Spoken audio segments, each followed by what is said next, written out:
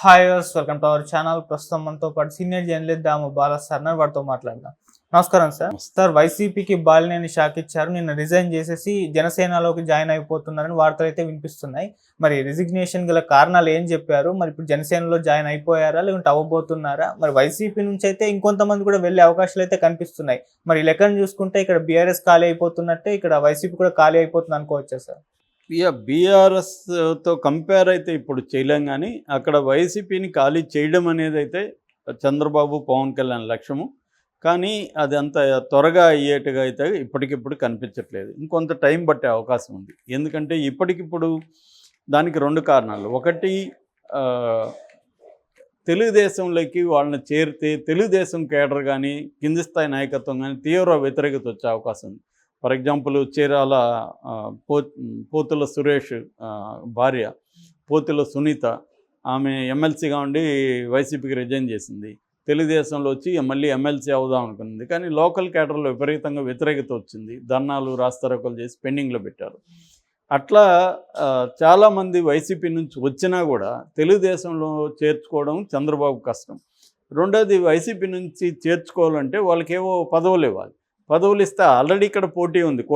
కూటమిలో BJP already అలకలో ఉంది. జనసేన తాము 10 ఏళ్ళుగా పనిచేస్తున్నాం, మాకు పదవులు ఏం లేవని వాళ్ళు బాధల్లో ఉన్నారు. సో ఉన్న పదవులు తక్కువ, 3 పార్టీలు పంచుకోవాలి. తెలుగుదేశంలోనే 135 సీట్లు వచ్చాయి కాబట్టి 135 మంది ఎమ్మెల్యేలు వాళ్ళు ఆశిస్తారు పదవులు. వాళ్ళ చుట్టూ ఉన్న నాయకులు ఆశిస్తారు. మనం చూసాం, మొన్న కూడా చెప్పుకున్నాం రఘురామకృష్ణరాజు పరిస్థితి. రఘురామకృష్ణరాజు లాంటి వాడికి దిక్కు లేదు, ఏం పదవి ఇచ్చే పరిస్థితి లేదు. ఎందుకంటే ఆయనకంటే తెలుగుదేశానికి ఉపయోగపడిన వైసీపీలో ఇంకెవరు లేరు. ఆయనకే ఇవ్వలేకపోతున్నాడు చంద్రబాబు. సో ఇప్పుడు వీళ్ళకి ఎవరికి ఇవ్వగలడు? అందుకని అందరూ కూడా వచ్చే పరిస్థితి లేదు. ఇక్కడంటే వేరు. ఇక్కడ రేవంత్ రెడ్డి అతి పనిగా ఫోకస్ చేసి పట్టుకు లాగగలుగుతున్నాడు.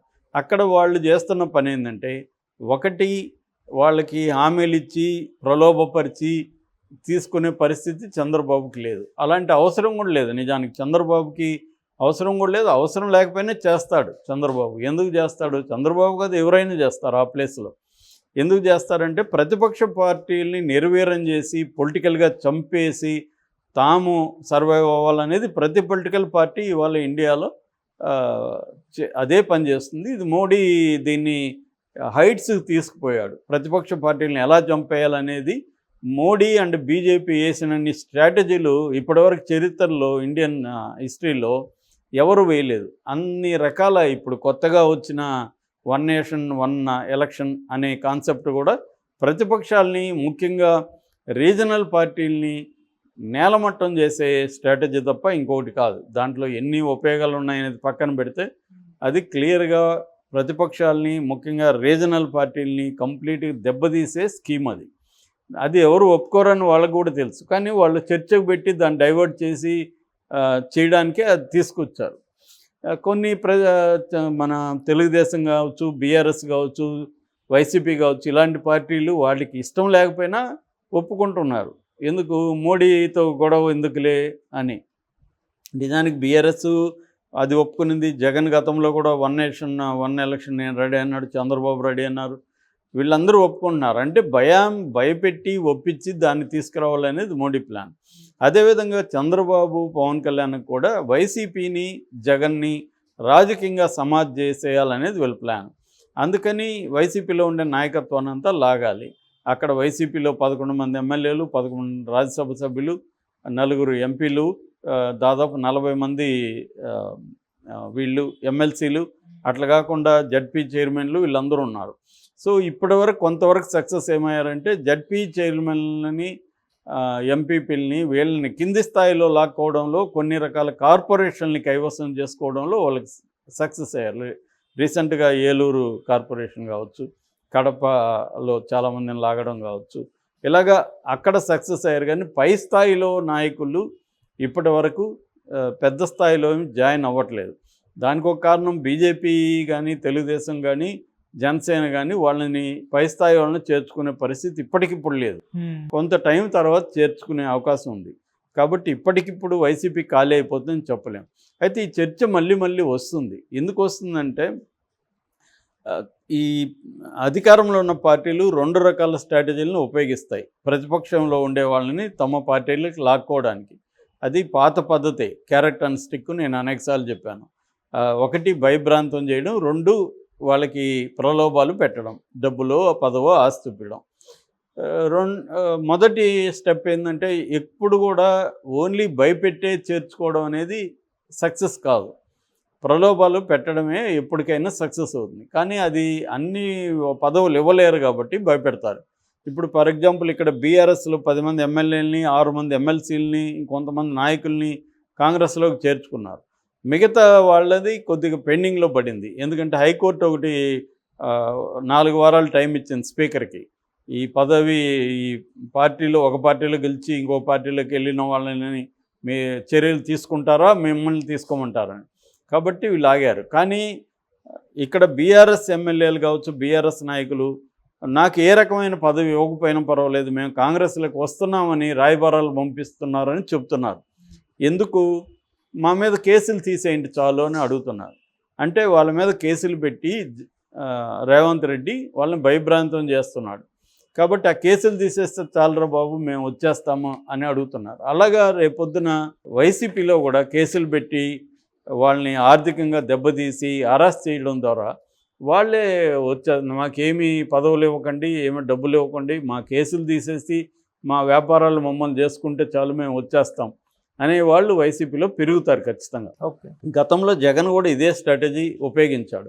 మామూలుగా రాయలసీమ ఫ్యాక్షనిజంలో ఒక లక్షణం ఏమంటే తమ ప్రత్యర్థుల్ని వేధించడంలో చంపడం ఒకటి, వాళ్ళని గాయపరచడం ఒకటి అయితే, రెండవది ఆర్థికంగా దెబ్బతీయడం. అందుకని మనకు అనంతపూరు, ఈ కర్నూలు ఈ జిల్లాల్లో చూస్తే ఈ తోటల్ని నరికేసే కార్యక్రమం పెద్ద ఎత్తున ఉంటుందన్నమాట. ఒక 5,000 చెట్లు 10,000 చెట్లు ఉంటాయి, బత్తాయి, చీని ఇట్లాంటి చెట్లు, వాటిని నరికేస్తారు వీళ్ళు. అట్లాగే వాళ్ళ ఆస్తుల్ని ధ్వంసం చేస్తారు. అంటే ఆర్థికంగా దెబ్బతీయడం ద్వారా అతని బలాన్ని కట్ చేయొచ్చు అనేది ఎప్పటి నుంచో వస్తున్న స్ట్రాటజీ. రాజుల కాలం నుంచి కూడా వస్తుంది ఈ స్ట్రాటజీ. సో దాన్ని అక్కడ బలంగా అప్లై చేస్తారు. అదే పని పొలిటికల్ పార్టీలు కూడా చేస్తాయి. సో ఇప్పుడు చంద్రబాబు వ్యూహం అనేది ఇంకా ఫుల్ ఫ్లెడ్జెడ్గా అమలు చేయట్లేదు. ఎందుకంటే నామినేషన్లు ఇవన్నీ అయిపోయే వరకు చంద్రబాబు కొంత కామ్గా ఉండదలుచుకున్నాడు. లేకపోతే తన కూటమిలో ఇబ్బందులు ఆయనకి స్టార్ట్ అవుతాయి. అందుకని వెయిట్ చేస్తున్నారు. సో అయితే ఈ బాలినేని కేసు డిఫరెంట్. బాలినేని మనం ఇదే కాదు, గతంలో అధికారంలో ఉన్నప్పుడే అనేకసార్లు బాలినేని రాజీనామా అనేది ప్రతి ఎవ్రీ వీక్ వచ్చేది ఈయన గురించి. ఈయన నిజానికి ఆ లెటర్లో నేను చదివాను. ఆ లెటర్లో ఏముందంటే కొన్ని కారణాల వల్ల నేను వైసీపీకి రిజైన్ చేస్తున్నాను, రాజకీయాలు వేరు, బంధుత్వం వేరు, బంధుత్వం వైసీపీతో నాకు బంధుత్వం ఉన్నప్పటికీ తప్పుడు రాజకీయ నిర్ణయాలు నేను గతంలో కూడా గట్టిగానే వ్యతిరేకించాను, ఇట్లాంటివి రాసుకుంటూ వచ్చాడు. క్లియర్గా దాంట్లో ఎందుకు వెళ్ళిపోతున్నానని చెప్పలేదు. ఒక పదం ఆడింది, ఒక వాక్యం ఏంటంటే తప్పుడు రాజకీయ నిర్ణయాలు అన్నాడు. అది కూడా ఇప్పుడేని కాదు, గతంలో గురించే ఎక్కువ మాట్లాడాడు. సో ఆయన ఇంకోటి ఏంటంటే ప్రగతి ఎవరు చేసినా నేను ఇది చేస్తున్నాను, అది కామెడీగా ఉంది. ఇప్పుడు ఈ 100 రోజుల్లో ఏం ప్రగతి చేశారు వీళ్ళిద్దరు కలిసి? చంద్రబాబు, మన లోకేష్ లేకపోతే పవన్ ముగ్గురు కలిసి ఏం చేశారు? ఈ మనకు తెలియదు ఏమన్నా ఆయన కనబడిందా? ఆయనకి ఏమన్నా భూతద్దం లాంటిది ఏమన్నా ఉందా? అంత మైన్యూట్గా చూస్తున్నాడా? ఉంటే మరి చెప్పాలి కదా, పలాని చేశారు వీళ్ళు, ఇది నచ్చి నేను వెళ్తున్నాను అని చెప్పాలి కదా. అదేం చెప్పలే. అది కూడా వేగ్గా ఒక సెంటెన్స్ రాశాడు. క్లియర్గా ఏంటంటే ఆయనకు జగన్కి మధ్య ఎప్పటి నుంచో గొడవలు ఉన్నాయి. ఆ గొడవల్లో నిజానికి ఆయన వల్ల ఒంగోలు జిల్లాలో నష్టం ఉందనే తప్ప వైసీపీ వాళ్ళందరూ ఇప్పుడు ఊపిరి పీల్చుకుంటున్నారు. అమ్మయ్య, ప్రకాశం జిల్లాకి ఒక శని వదిలింది, ఒక దరిద్రం వదిలిందని వాళ్ళు పోస్టులు పెట్టుకుంటున్నారు. ప్రజల్లో కూడా అదే అభిప్రాయం ఉంది. ఈయన వాసు ఉంటారు, అక్కడ వాసు వల్లనే వైసీపీకి నష్టం అనేది ప్రకాశం జిల్లాలో ఏ వ్యక్తి కనబడినా ఎప్పటి నుంచో అదే చెప్తున్నారు. సో ఈయన బంధువు కాబట్టి కొంత జగన్ సహించి ఉండొచ్చు. బంధుత్వం వల్లనే ఈయన కాంగ్రెస్లో కానీ ఇక్కడ కానీ 2 సార్లు మినిస్టర్గా ఉండగలిగాడు, 5 సార్లు ఎమ్మెల్యేగా ఉండగలిగాడు తప్ప ఈయనకంటూ సొంతంగా అక్కడ ఏమీ ఇది లేదు. అందుకని జగన్ కూడా లైట్ తీసుకున్నాడు. అప్పటికి రాయబారాలు పంపించాడు. ఇక్కడ కూడా హైదరాబాద్లో విడదల రజని కూడా మధ్య వచ్చి మాట్లాడిపోయింది. అయినా కూడా ఆయన వెళ్ళిపోయాడు. పోనీ ఇప్పుడు ఆయన ఎక్కడ చేరుతున్నాడు?